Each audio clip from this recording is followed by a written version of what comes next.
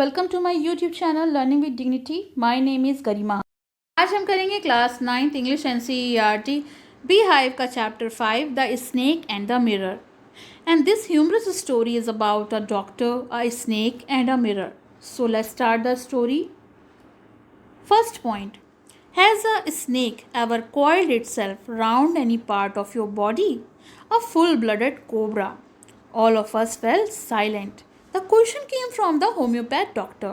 तो एक homeopathic doctor थे जिन्होंने ये प्रश्न किया सबसे कि क्या किसी सांप ने कभी उनके किसी शरीर के अंग को लपेट लिया हो या उस पर लपेट गया हो, और वो कोबरा की बात कर रहे थे। और हम सब ये सब सुनकर सन्न रह गए थे, चुप हो गए थे। The topic came up when we were discussing snake. और ये विषय तब सामने आया जब हम सांपों के बारे में बात कर रहे थे। We listened attentively. और हम बहुत ध्यानपूर्वक सुन रहे थे जब डॉक्टर अपनी कहानी को सुना रहे थे। It was a hot summer night. ये गर्मियों की बात है और काफ़ी गर्मी थी। रात का समय था।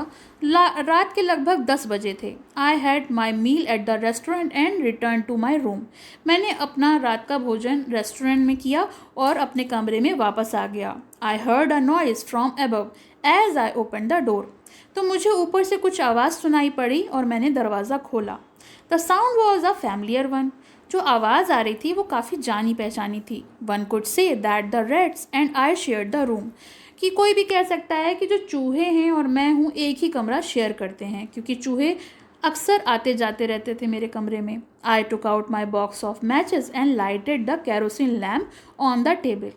मेज पर एक कैरोसिन लैम्प रखा था तो मैंने माचिस की डिबिया उठाई और उसको जलाया। The house was not electrified, क्योंकि जो कमरा था उसमें बिजली नहीं थी। It was a small rented room, क्योंकि वो छोटा सा कमरा मैंने किराए पे लिया था। I had just set up medical practice and my earning were मियर्ज।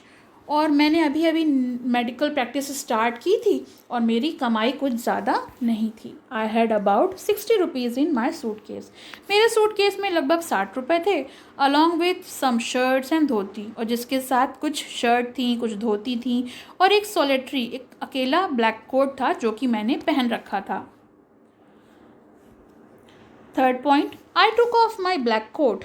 तो मैंने अपना ब्लैक कोट उतारा जो मैं पहने था।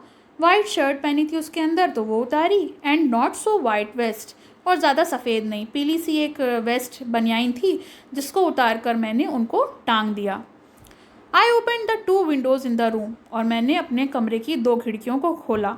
It was N outer room with 1 wall facing the open yard. और मेरा जो कमरा था वो बाहर की तरफ था, बाहरी रूम था, और उसमें जो एक दीवार थी वो बाहर आंगन में खुलती थी। It had a tiled roof with the long supporting gables that rested on the beam over the wall. और मेरे बाहर के कमरे की जो खिड़की थी जो खुलती थी वो छज्जे में खुलती थी, जिस पे एक गैबल, ये गैबल देखिए दिया हुआ है, upper part of the wall below the sloping roof. So एक ओपन एरिया होता है, वहाँ पर सीलिंग नहीं होती है। There was a regular traffic of rats. और वहाँ से जो चूहे थे अक्सर मेरे कमरे में उस जगह से आ जाया करते थे और काफ़ी अच्छा ट्रैफिक होता था, मतलब काफ़ी सारे चूहे होते थे। I made my bed and pulled it close to the wall. मैंने अपना बिस्तर सही किया और उसको खींचकर दीवार के सहारे लगा दिया। I lay down but I could not sleep. मैं लेट तो गया लेकिन मैं सो नहीं सका। I got up and went out the veranda for little air, but the wind god seemed to have taken time off.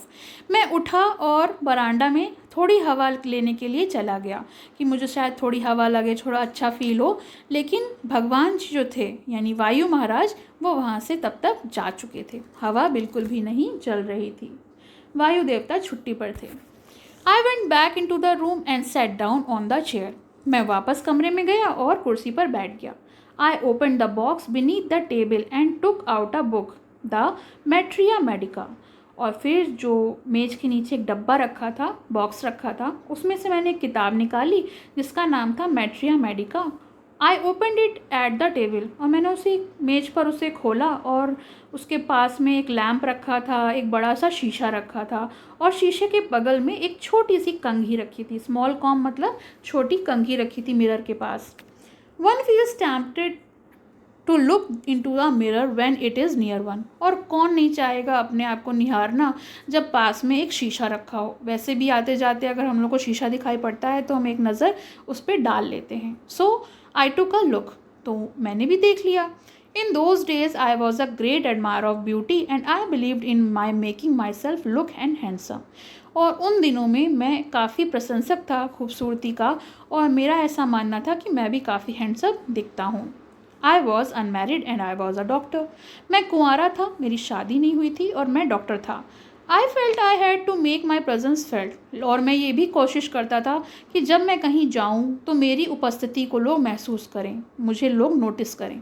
I picked up the comb and ran it through my hair, adjust the parting so that it looked straight and neat. और फिर मैंने कंघी उठाई और अपने बालों में घुमाई और पार्टिंग यानी मांग निकाली, और फिर कोशिश की कि मैं अच्छा दिखूँ। Again I heard that sound from above. और फिर मैंने वही आवाज़ सुनी जो ऊपर से आई थी। I took a close look at my face in the mirror. मैंने जल्दी से अपना चेहरा मिरर में देखा। I made an important decision. I would shave daily and grow a thin moustache to look more handsome. और मैंने जल्दी से अपने लिए एक एक निर्णय लिया कि मैं रोज़ शेव करूँगा यानी दाढ़ी बनाऊँगा, और एक छोटी सी पतली सी मूछें भी उगाऊँगा जिससे मैं और ज़्यादा हैंडसम दिखूँ। I was after all a bachelor and a doctor. क्योंकि मेरी अभी शादी नहीं हुई थी, बैचलर होते हैं जिनकी शादी नहीं होती है, और वो डॉक्टर भी थे, तो उनको हैंडसम लगने का बड़ा शौक था। I looked into the mirror and smile. मैंने शीशे में फिर से देखा और मुस्कुराया। It was an attractive smile, क्योंकि मुझे लगता था कि मेरी स्माइल जो है वो काफ़ी आकर्षित है, अट्रैक्टिव स्माइल है। I made another earth shaking decision. और फिर मैंने एक और निर्णय लिया। I would always keep my attractive smile on my face, कि मैं अपनी ये जो आकर्षित मुस्कान है उसे हमेशा अपने चेहरे पे रखूँगा, टू लुक मोर हैंडसम, जिससे मैं और भी ज़्यादा हैंडसम दिखूँ। I was after all a bachelor and a doctor too on the top of it.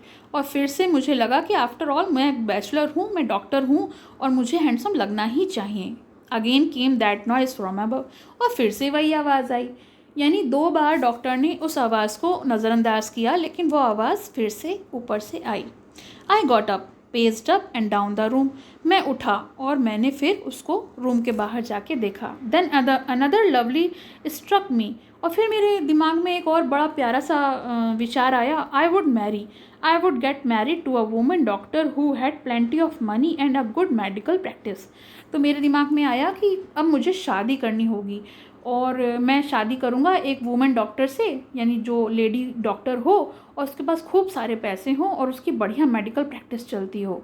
She had to be fat, और उसको मोटा ज़रूर होना चाहिए, फॉर अ वैलिड रीज़न। उनके दिमाग में कुछ ऐसा रीज़न चल रहा था कि उसे हाँ मोटा होना चाहिए। If I made some silly mistake and needed to run away, she should not be able to run after me and catch me. तो उनके दिमाग में ये रीज़न था कि वो एक कोई भी गलती करें और भागें तो वो कभी भी उसको भाग के पकड़ ना सके, इस वजह से उसका मोटा होना ज़रूरी था। With such thought in my mind I resume my seat in the chair in front of the table. और ये मैं तब सोच रहा था जब मैं उस कुर्सी पर टेबल पर बैठा था, टेबल के सामने बैठा था। There were no more sound from above. और अब कोई आवाज़ भी नहीं आ रही थी। Suddenly there came a dull थर्ड as if a rubber tube had fallen into the ground. अचानक एक धम्म की आवाज़ आई।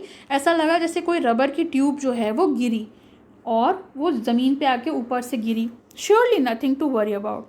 तो मैंने सोचा कोई घबराने वाली बात नहीं है, कॉमन सी बात है, चूहों ने कुछ गिरा दिया होगा। Even so I thought I would turn around and take a look. लेकिन फिर मैंने सोचा कि चलो देख ही लेना चाहिए, एक नज़र डाल लेनी चाहिए। No sooner had I turn then a fat snake wriggled over the back of the chair and landed on my shoulder. इससे पहले कि मैं कुछ कर पाता, एक मोटा सा सांप रेंगता हुआ चेयर के पीछे से मेरे कंधों पर आकर बैठ गया, लैंड कर गया। And the snake is landing on me and my turning were simultaneous. और मैं उसी समय पलट रहा था, उसी समय वो सांप भी मेरे ऊपर लैंड कर गया और उसने मुझे लपेट लिया। तो ये तो हो गया चैप्टर का फर्स्ट पार्ट। इसको हम आगे नेक्स्ट पार्ट में देखेंगे। सो आपको कैसा लगा कमेंट सेक्शन में ज़रूर मेंशन करिए, and we will continue the chapter in the next video. Thank you. पसंद आया हो तो लाइक करें, शेयर करें और चैनल को सब्सक्राइब करें।